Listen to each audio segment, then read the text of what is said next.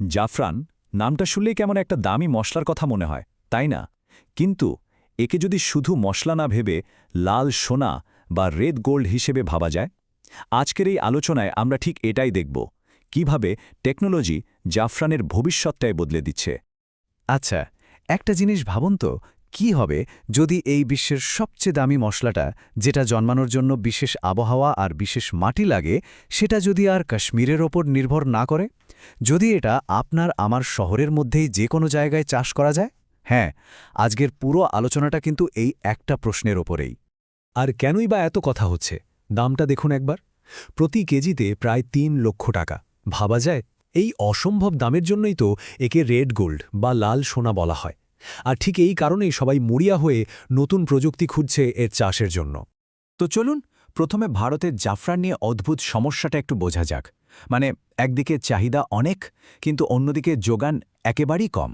এই চার্টটা দেখলেই ব্যাপারটা একদম জলের মতো পরিষ্কার হয়ে যাবে। ভারতে জাফরানের মোট যে চাহিদা, তার মাত্র ২০% আমাদের দেশে উৎপাদন হয়। ভাবুন একবার, মাত্র ২০%, মানে বাকি বিশাল একটা অংশ, প্রায় পুরোটাই আমাদের যোগান দেওয়ার ক্ষমতা নেই। তো এর ফল কি দাঁড়াচ্ছে? খুব সোজা। এই এত মূল্যবান আর আমাদের সংস্কৃতির সাথে জড়িয়ে থাকা মশলাটার জন্য আমাদের পুরোপুরি আমদানির ওপর ভরসা করতে হচ্ছে। এটা কিন্তু দেশের অর্থনীতির জন্য একটা বিরাট বড় চাপ, যার সমাধান খুব দরকার। তো সমস্যাটা তো বোঝা গেল, এবার আসা যাক এর সমাধানে। আর সমাধানটা কিন্তু বেশ চমকে দেওয়ার মতো। এমন একটা চাষের পদ্ধতি যেখানে কোনো নির্দিষ্ট জমি বা বিশেষ আবহাওয়ার দরকারই পড়বে না। এই টেকনোলজিটার নাম হলো অ্যারোপোনিক্স। নামটা একটু কঠিন শোনালেও ব্যাপারটা বেশ সহজ। সোজা কথায়, এটা এমন একটা পদ্ধতি যেখানে গাছ বড় করার জন্য কোনো মাটি লাগে না। গাছগুলো স্রেফ বাতাস বা একটা কুয়াশার মতো পরিবেশে ঝুলে থাকে, আর প্রয়োজনীয় খাবার স্প্রে করে দেওয়া হয়। ব্যাপারটা অনেকটা এরকম ভাবুন, একটা হাইটেক বক্সের ভেতরে আপনি কাশ্মীরের সেই পারফেক্ট শরৎকালটা তৈরি করে ফেললেন। মানে তাপমাত্রা, আর্দ্রতা, আলো সবকিছু আপনার কন্ট্রোলে। তাহলে চলুন দুটো পদ্ধতির একটা পাশাপাশি তুলনা করে দেখি। একদিকে পুরনো পদ্ধতিতে চাষ করতে গেলে আপনাকে কাশ্মীরের আবহাওয়ার উপর ভরসা করতে হবে, মাটিতে রোগ হওয়ার ভয় থাকবে।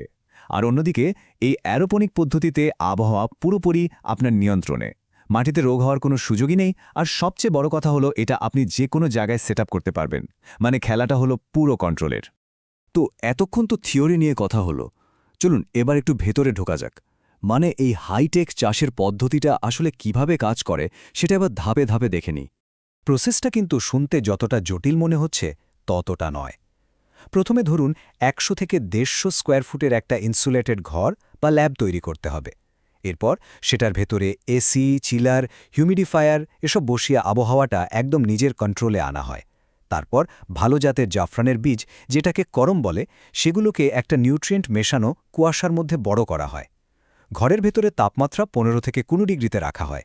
আর বিশ্বাস করবেন না, মাত্র ৩ থেকে ৪ মাসের মধ্যেই আপনার ফসল একদম রেডি। ওকে, টেকনোলজি তো বুঝলাম, কিন্তু দিনের শেষে প্রশ্ন তো একটাই আসে, ব্যবসাটা কেমন? মানে এত সব করে পয়সা আসবে তো? চলুন এবার সবচেয়ে ইন্টারেস্টিং পার্টটা দেখা যাক, এর বিজনেস আর ফিনান্সিয়াল দিকটা। একটা হাইটেক প্রজেক্ট শুরু করতে কত লাগতে পারে বলে মনে হয়? কোটি টাকা? না, অবাক করা বিষয় হল এর প্রাথমিক বিনিয়োগ মাত্র ৫,১০,০০০ টাকা। এই টাকাটা কিভাবে ভাগ হচ্ছে সেটাও একবার দেখে নিই। এর বেশিরভাগটাই কিন্তু ওয়ান টাইম খরচ, মানে ল্যাব তৈরি করা, যন্ত্রপাতি কেনা, বীজ কেনা এসব। আর রোজকার খরচ, যেমন ইলেকট্রিক বিল বা দেখাশোনা, সেটা কিন্তু তুলনামূলকভাবে অনেক কম। আর সবচেয়ে বড় চমকটা হলো ব্রেক ইভেন, মানে আপনার পুরো ইনভেস্টমেন্টের টাকাটা উঠে আসবে মাত্র ৩ থেকে ৪ মাসের মধ্যে। হ্যাঁ, ঠিকই শুনছেন, প্রথমবার ফসল তুলেই পুরো খরচ উঠে আসবে। এটা যে কোনো ব্যবসার জন্যেই একটা স্বপ্নের মতো ব্যাপার। এখানে কিন্তু আরও একটা দারুণ ব্যাপার আছে। আয়ের রাস্তা এখানে দুটো। প্রথমটা তো পরিষ্কার, জাফরানের সুতো বিক্রি করে টাকা আসবে। কিন্তু দ্বিতীয়টা হলো আসল ম্যাজিক। প্রত্যেকবার ফসল তোলার পর জাফরানের বীজ বা কর্মের সংখ্যা দ্বিগুণ হয়ে যায়। মানে আপনি সেই অতিরিক্ত বীজগুলোও বিক্রি করে আয় করতে পারবেন। আর এই যে বীজগুলো ডবল হয়ে যাচ্ছে, এর জন্যই খেলাটা পুরো ঘুরে যায়। দ্বিতীয় বছর থেকে আপনার প্রফিট মার্জিন গিয়ে দাঁড়ায় ৭০ থেকে ৮০%। ভাবুন একবার, কেন? কারণ তখন তো আর নতুন করে বীজ কেনার কোনো খরচই থাকছে না।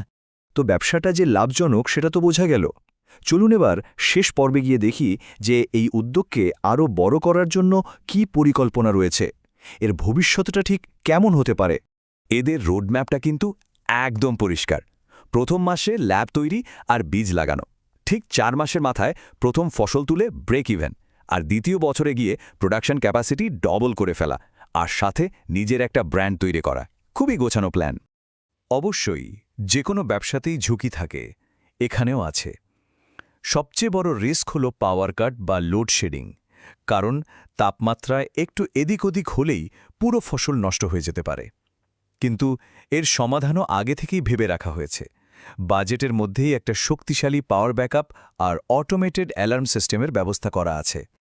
আচ্ছা, এই জাফরান বিক্রি হবে কোথায়? সেটারও একটা পরিষ্কার প্ল্যান আছে। শুরুতে বড় বড় ক্লায়েন্টদের টার্গেট করা হবে, যেমন ধরুন আয়ুর্বেদিক কোম্পানি, নামী মিষ্টির দোকান বা কসমেটিক্স ব্র্যান্ডগুলো। আর লং টার্মে নিজস্ব ব্র্যান্ড তৈরি করে সরাসরি কাস্টমারদের কাছে অনলাইনে বিক্রি করা হবে।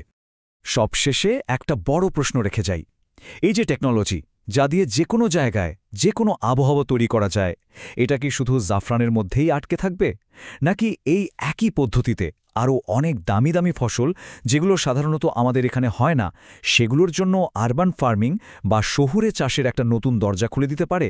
ব্যাপারটা কিন্তু ভাবার মতো।